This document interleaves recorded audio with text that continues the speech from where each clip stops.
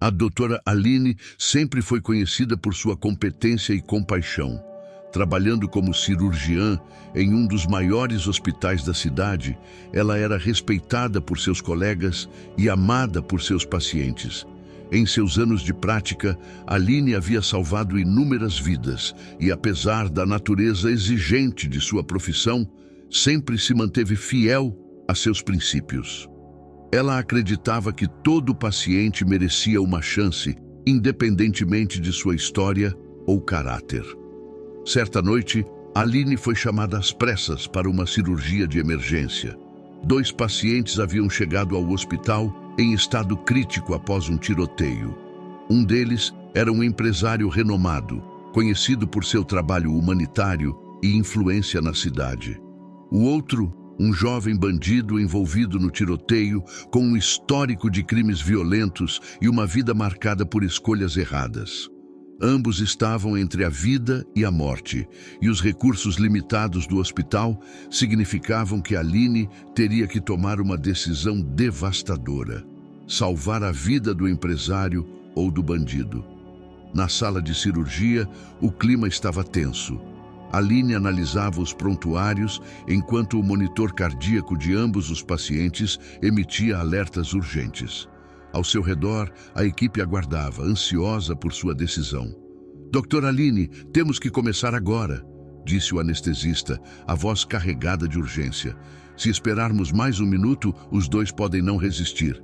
"Aline, você sabe o que tem que fazer?", interveio o doutor. Gustavo, o chefe da emergência, apontando para o empresário. "Ele é uma figura pública, um pilar da comunidade. Não podemos deixá-lo morrer." Aline olhou para ambos os pacientes, o empresário com sinais vitais deteriorando rapidamente e o bandido, Rafael, que ainda tinha uma chance considerável de sobreviver. "Se operarmos o empresário, ele não vai resistir à mesa. As lesões são graves demais." Aline rebateu, tentando manter a calma. "Rafael ainda tem uma chance. A nossa obrigação é maximizar as chances de sobrevivência, Gustavo." "Você está louca?", Gustavo quase gritou, perdendo a compostura. "Ele é um criminoso, um lixo que não vale nada. Vamos mesmo arriscar a vida de um homem decente por causa de um bandido?" "Gustavo, eu sou médica, não juíza. Não cabe a mim decidir quem merece viver ou morrer." Aline disparou, suas mãos trêmulas, mas firmes no bisturi. "Eu preciso fazer o que é certo para salvar uma vida. Qualquer vida." O silêncio que se seguiu foi cortante. A equipe médica olhava para Aline como se esperassem que ela mudasse de ideia, mas ela não cedeu. "Comece a preparação para Rafael. Vamos salvar quem tem mais chances." Aline ordenou, sua voz marcada por uma decisão inabalável, mas dolorosa. "Isso vai te assombrar, Aline." Gustavo murmurou enquanto saía da sala, indignado. A cirurgia foi um sucesso e o jovem bandido sobreviveu. O empresário, entretanto, não resistiu aos ferimentos e faleceu. A notícia se espalhou rapidamente e a decisão de Aline foi imediatamente questionada, tanto dentro quanto fora do hospital. O impacto foi devastador para a comunidade, que considerava o empresário uma figura essencial e insubstituível. Em contraste, Rafael, que sobreviveu, foi visto como um desperdício de esforço e recursos. A repercussão da escolha de Aline foi rápida e implacável. A mídia, os familiares do empresário e até mesmo alguns colegas médicos começaram a questionar sua decisão. As críticas não foram apenas sobre sua escolha clínica, mas sobre o julgamento moral envolvido. Como ela pôde escolher salvar um criminoso ao invés de um homem bom e honrado?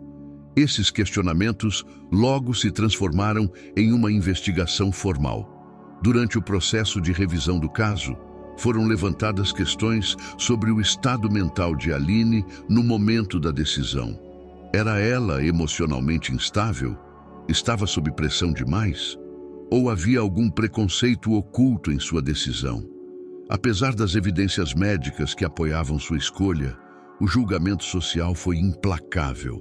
A comunidade não conseguia entender como alguém poderia escolher salvar a vida de um bandido em detrimento de uma figura tão querida e respeitada. A pressão foi tanta que o Conselho Regional de Medicina iniciou uma investigação para avaliar se Aline havia agido de forma antiética ou se havia violado alguma norma ao priorizar o bandido. Os colegas que antes a apoiavam começaram a se distanciar, temendo as repercussões de estarem associados a uma decisão tão controversa. Aline foi suspensa durante a investigação e sua carreira, até então impecável, ficou em ruínas. O erro que Aline cometeu, porém, não foi apenas salvar o bandido, mas não ter documentado de forma clara e detalhada as razões médicas que a levaram a tomar tal decisão.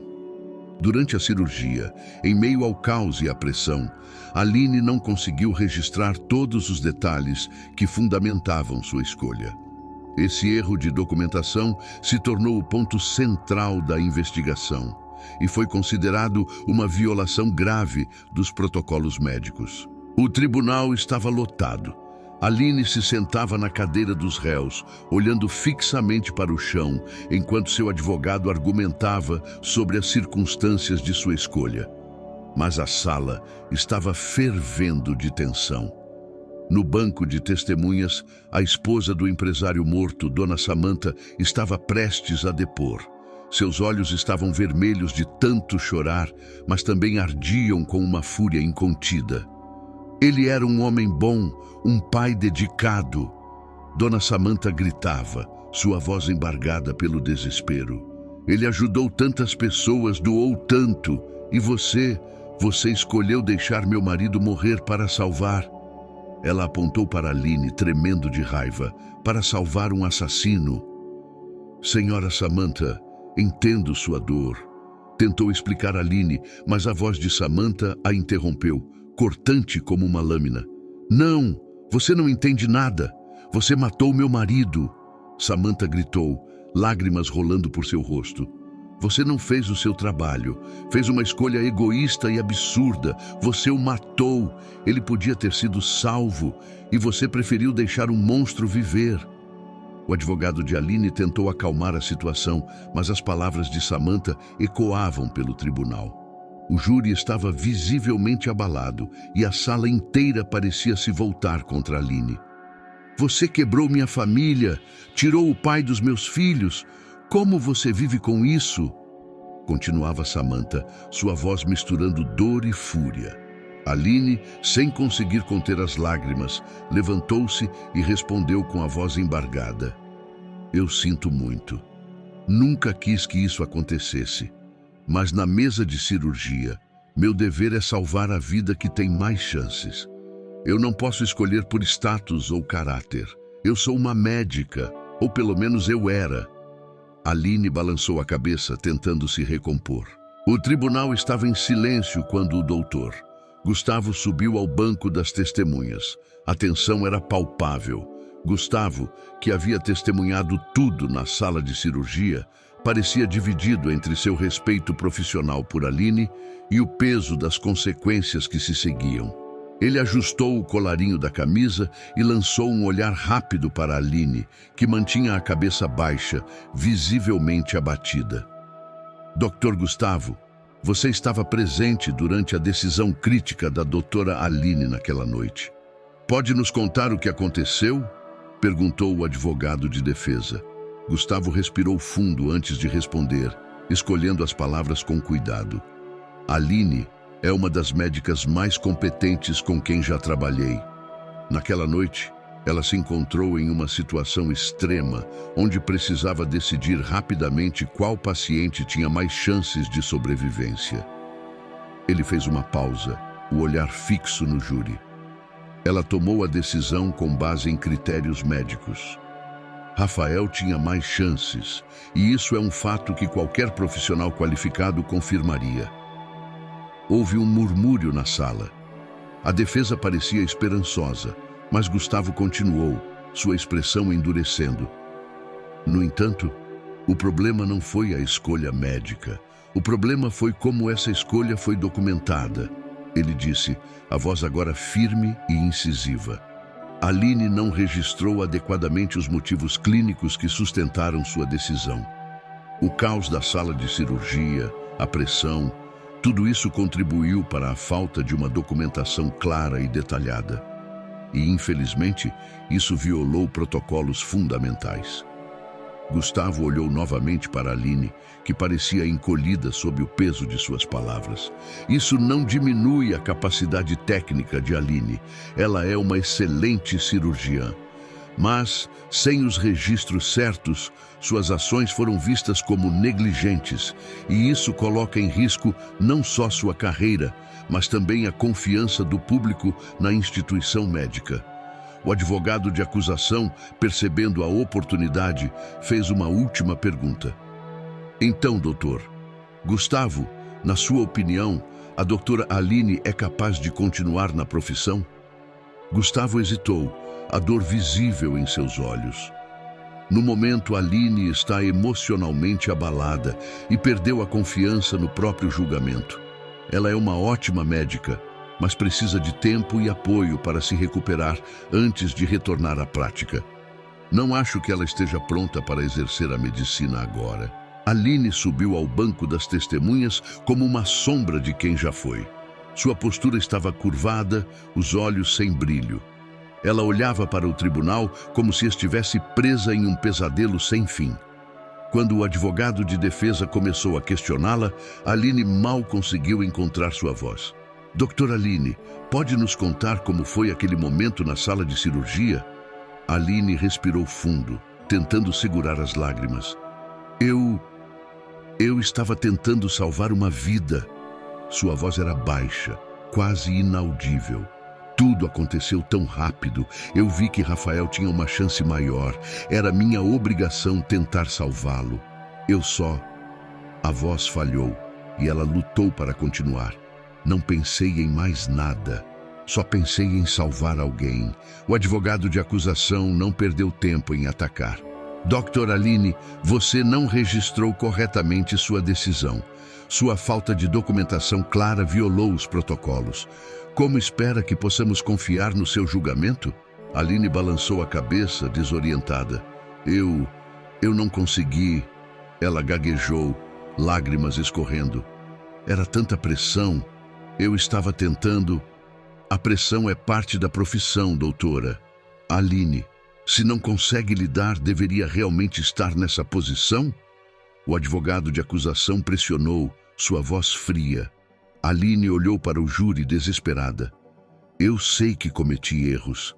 Eu nunca quis que isso acontecesse. Eu só queria salvar uma vida. Eu não sou uma má pessoa. Eu só perdi o controle naquele momento. Ela se encolheu ainda mais, a voz se tornando um sussurro. Eu não sei se consigo voltar. O tribunal estava em silêncio. As palavras de Aline, carregadas de dor e arrependimento, pintavam a imagem de uma mulher quebrada pela culpa e pelo peso de suas escolhas. O júri a via não apenas como uma médica que falhou em seguir protocolos, mas como alguém que estava emocionalmente esgotada e incapaz de exercer sua profissão de forma segura. O juiz, observando a fragilidade de Aline, declarou que a suspensão de seu CRM seria mantida por tempo indeterminado, até que ela pudesse demonstrar recuperação emocional e capacidade de seguir os rígidos padrões da medicina.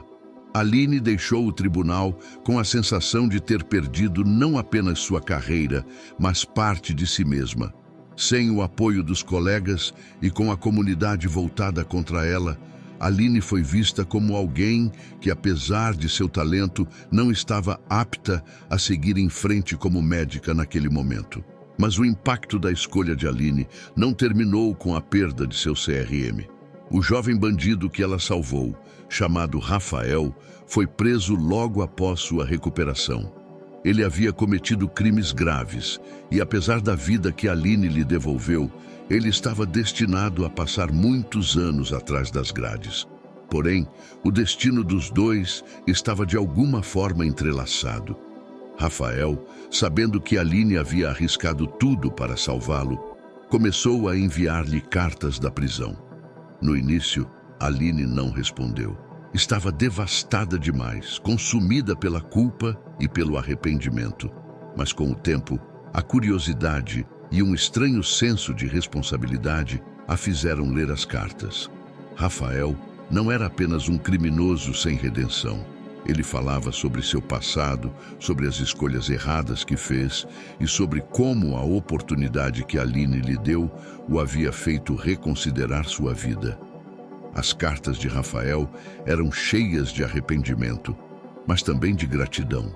Ele expressava um desejo genuíno de mudar e fazer algo de bom com a segunda chance que Aline lhe havia dado. Para Aline, as cartas se tornaram uma forma de lidar com sua própria dor. Ela começou a respondê-las, e uma estranha amizade nasceu entre eles. Não era uma amizade comum, mas algo moldado pela culpa, pelo arrependimento e pela esperança de redenção.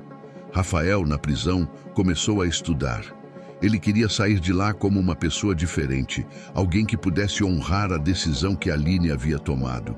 E, de certa forma, isso ajudou Aline a encontrar algum consolo. Ela ainda havia perdido tudo, mas saber que havia dado a alguém a oportunidade de mudar, mesmo que esse alguém fosse um bandido, trouxe-lhe um senso de propósito. No entanto, a sociedade não via essa relação de forma positiva.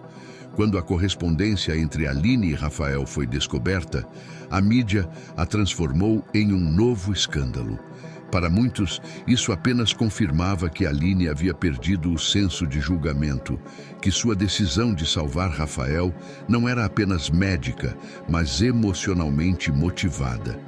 Os rumores diziam que ela se envolveu com o bandido, o que manchou ainda mais sua reputação. A relação de Aline com Rafael foi o golpe final em sua já arruinada reputação. Ela foi vista como alguém que havia traído não só a ética médica, mas também o senso comum de justiça. A ironia amarga é que, ao tentar encontrar algum sentido em sua decisão e dar a Rafael a chance de redenção, Aline perdeu a própria oportunidade de se redimir aos olhos da sociedade. Por fim, Aline se afastou de tudo e de todos. Vendeu sua casa e se mudou para uma cidade pequena, onde ninguém a conhecia. Tentou reconstruir sua vida longe dos holofotes, longe das lembranças dolorosas de tudo o que havia perdido. Ela nunca mais praticou a medicina, mas continuou a escrever para Rafael, que eventualmente saiu da prisão e começou uma nova vida, longe do crime. Meses haviam se passado desde que Aline deixara sua cidade natal, buscando anonimato em uma pequena comunidade rural. Ela agora vivia em uma casa modesta, cercada por montanhas e campos. As cicatrizes de sua decisão ainda eram profundas, mas aos poucos, Aline começou a encontrar algum alívio nas pequenas alegrias da vida cotidiana. Mesmo sem seu CRM, seu conhecimento médico continuava sendo uma parte inegável de quem ela era. Certa tarde, enquanto Aline voltava do mercado local, avistou uma pequena fila na frente do posto de saúde da cidade. Ela se aproximou e, ao notar a expressão de frustração no rosto das pessoas, decidiu perguntar o que estava acontecendo. A médica não pôde vir hoje e o enfermeiro está sobrecarregado, explicou uma mulher idosa, segurando a mão do neto que tossia sem parar. Aline hesitou por um momento, mas então decidiu agir. Eu posso ajudar, disse ela, com uma firmeza que surpreendeu até a si mesma. Não sou mais médica oficialmente, mas tenho experiência suficiente para ajudar no que for necessário. O enfermeiro, um homem jovem chamado Pedro, ficou aliviado ao ver Aline entrar na pequena sala de atendimento. Você realmente sabe o que está fazendo?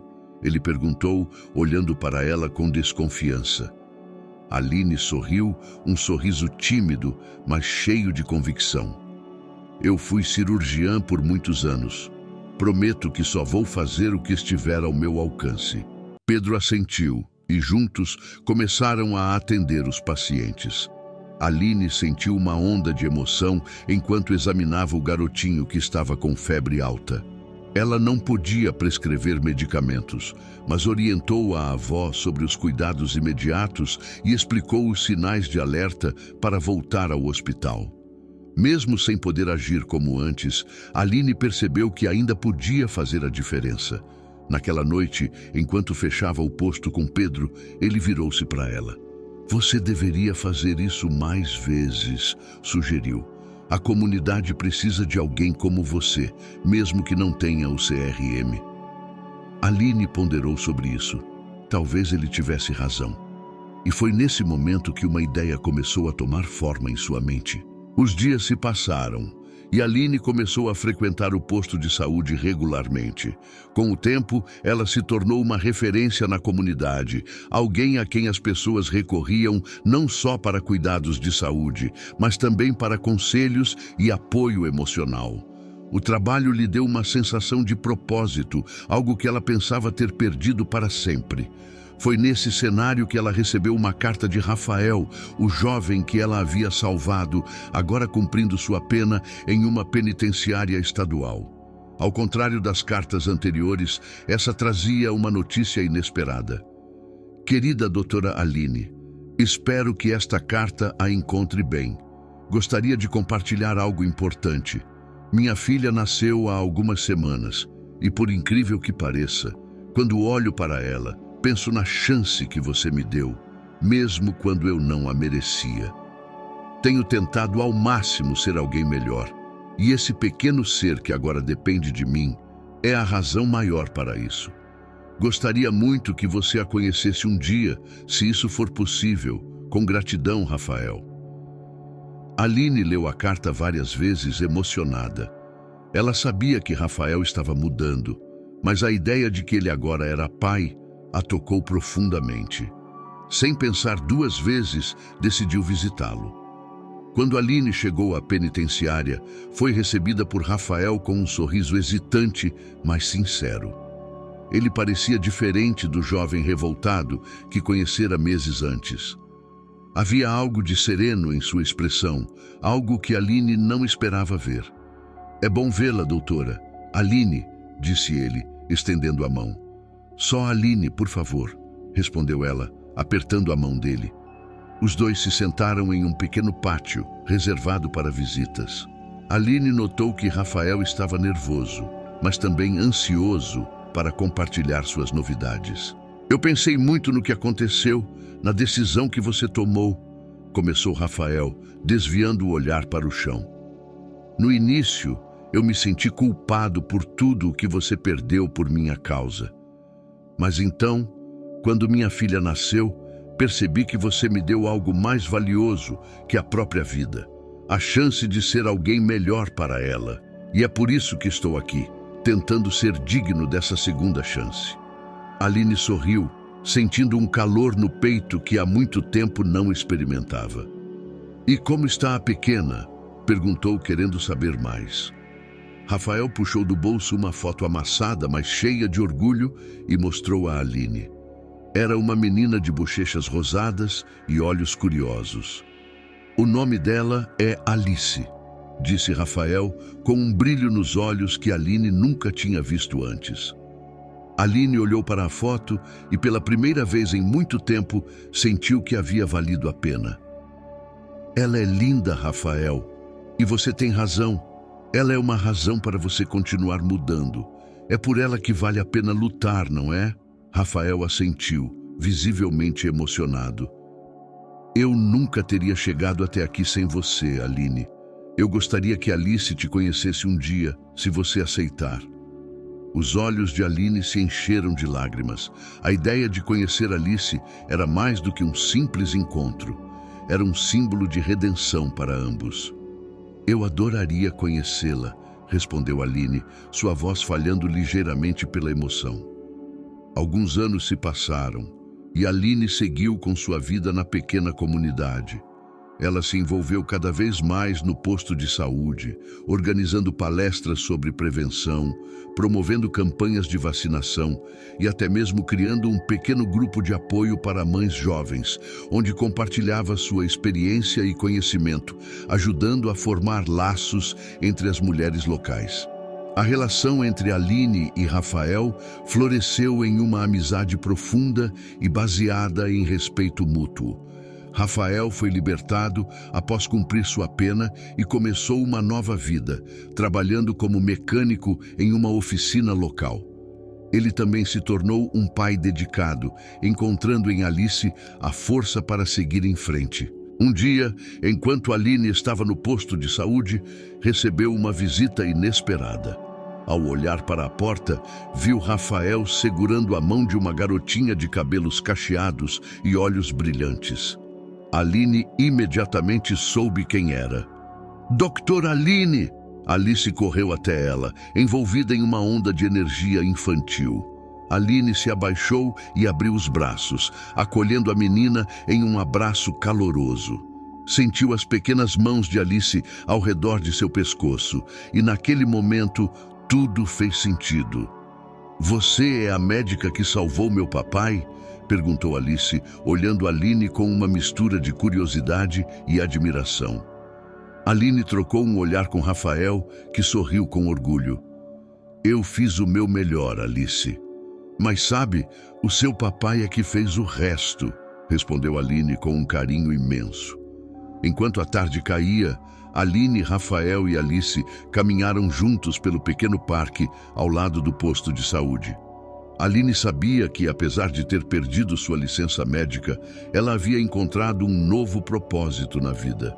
Ela ainda estava ajudando pessoas, não da forma como imaginava no início de sua carreira, mas de um jeito ainda mais significativo.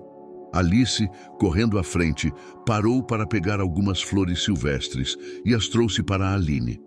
Essas são para você, porque você é como uma dessas flores, disse Alice, entregando as flores para Aline com um sorriso radiante. Aline sentiu seu coração se aquecer e uma paz tomou conta dela. Ela havia encontrado um novo caminho, onde o que importava não era mais o título ou o prestígio, mas as vidas que ela tocava e o bem que ainda podia fazer. No final daquele dia, Aline voltou para casa com um sentimento de plenitude que não sentia há muito tempo. Ela havia aprendido que, embora sua vida não tenha seguido o caminho que esperava, ela ainda podia florescer, assim como as flores que Alice lhe deu. E enquanto o sol se punha, iluminando o céu com cores douradas e rosadas, Aline sabia que sua jornada estava apenas começando e que havia muito mais para viver e realizar. Ela havia encontrado sua redenção, não através da medicina, mas através da reconexão com o que realmente importava, o impacto positivo que poderia ter na vida das pessoas ao seu redor. Com o tempo, Aline se tornou uma figura querida na comunidade, não pela sua história controversa, mas pelo cuidado e dedicação que demonstrava diariamente.